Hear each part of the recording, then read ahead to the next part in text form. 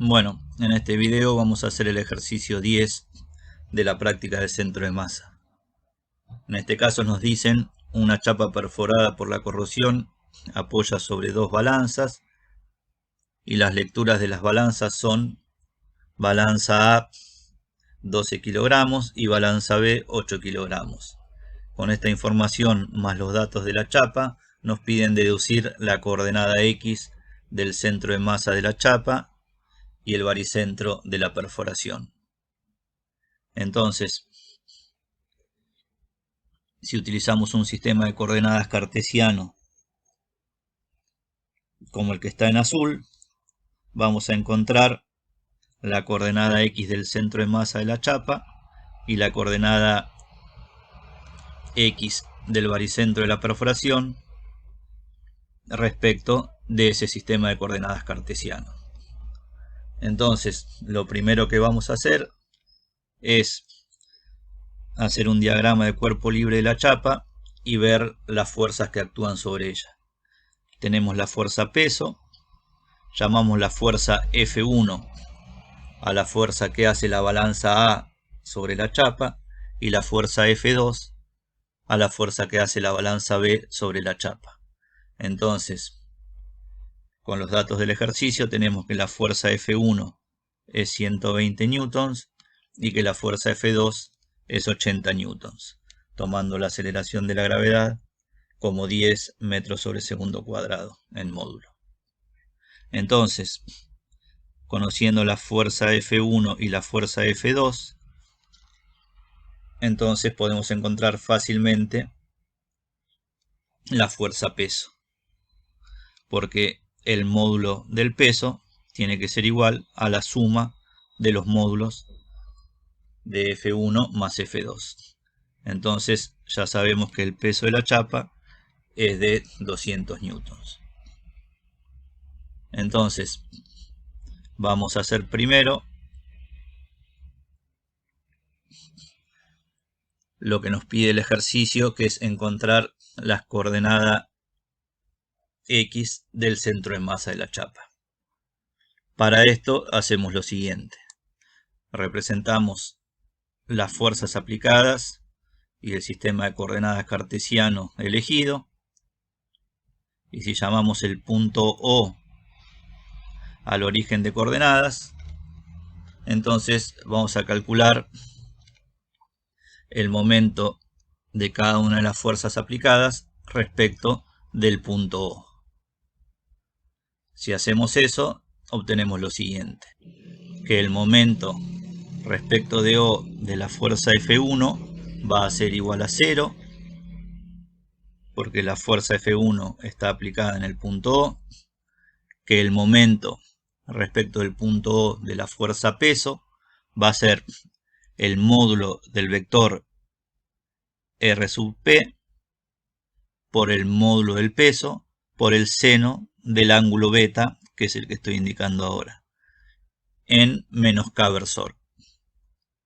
Y el momento respecto del punto O de la fuerza F2 va a ser el módulo del vector R F2, que es el que estoy indicando ahora, por el módulo de la fuerza F2 en K versor. Porque el ángulo que forman el vector R F2 y el vector F2 es de 90 grados y el seno de 90 grados es igual a 1. Ahora, si nos fijamos en el momento respecto al punto O de la fuerza peso, nosotros sabemos que el seno de beta es igual al coseno del ángulo alfa, que es el que estoy indicando ahora, y entonces el módulo del vector RP por el seno de beta es lo mismo que el módulo de RP por el coseno de alfa, y eso, si miramos el triángulo rectángulo que estoy indicando ahora, va a ser igual a la coordenada X del centro de masa de la chapa.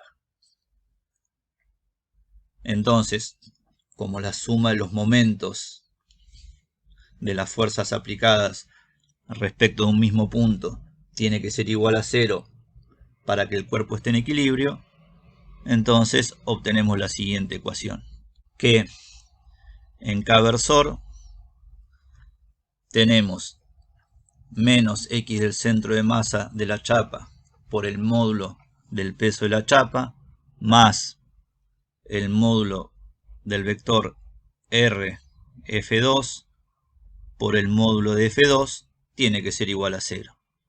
Ahora, en esa ecuación, la única incógnita es x del centro de masa, porque el módulo del peso lo conocemos, el módulo del vector R F2 lo conocemos y el módulo de F2 lo conocemos. Entonces, si reemplazamos por los datos, obtenemos que menos x del centro de masa de la chapa por 200 newtons más 0,5 metros por 80 newtons tiene que ser igual a 0. Y de esa ecuación obtenemos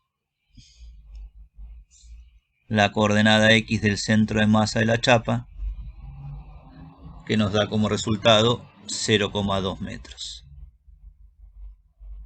Y ya tenemos la primera respuesta a lo que nos pedía el ejercicio.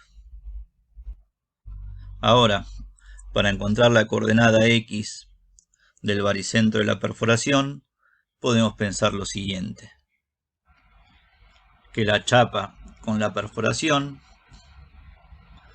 la podemos obtener como superposición de dos elementos.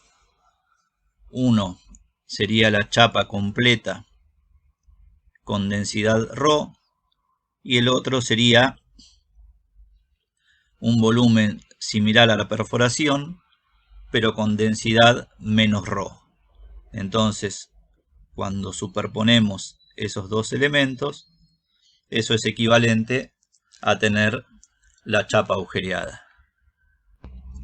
Entonces, si llamamos el elemento 1 a la chapa completa y el elemento 2 al volumen que ocupa la perforación con densidad menos ρ, entonces podemos escribir la siguiente ecuación, que x del centro de masa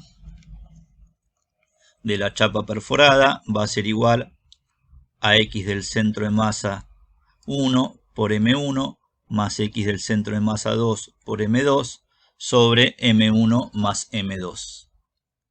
Ahora, la coordenada x del centro de masa de la chapa la conocemos porque es la que calculamos anteriormente. La coordenada x del centro de masa del elemento 1 la conocemos porque sería la coordenada x del centro de masa de la chapa completa. En este caso, como la chapa está completa y es homogénea, entonces la coordenada x del centro de masa va a ser 0,25 metros. La masa 1 la podemos calcular, lo mismo que la masa 2, entonces vamos a obtener la siguiente igualdad, que 0,2 metros va a ser igual a x del centro de masa 1, que es 0,25 metros, por la masa m1, que es 25 kilogramos, más x del centro de masa 2, que es nuestra incógnita, por la masa 2, que sería menos 5 kilogramos, dividido la suma de las masas. Para calcular la masa 1, utilizamos la siguiente expresión, que la masa 1 es la densidad por el volumen 1. Y para encontrar el volumen de la chapa completa, utilizamos los datos del ejercicio, que los tenemos donde estoy redondeando ahora. Tenemos el lado de la chapa y el espesor y la densidad. Ahora, teniendo la masa 1, podemos deducir la masa del volumen que representa la perforación, porque nosotros conocemos el peso de la chapa agujereada. Si el peso de la chapa agujereada son 200 newtons, entonces la masa de la chapa agujereada son 20 kilogramos. Y si la masa de la chapa completa son 25 kilogramos, entonces la masa que representaría al elemento 2 serían menos 5 kilogramos. Ahora, de esa ecuación que obtuvimos, podemos despejar nuestra incógnita, que es x del centro de masa 2, que representa a la coordenada x del baricentro de la perforación. Y eso nos da como resultado 0,45 metros. Y esa sería la segunda respuesta a lo que nos pide el ejercicio. Bueno, con esto terminamos el ejercicio 10. Espero que les haya servido. Hasta luego.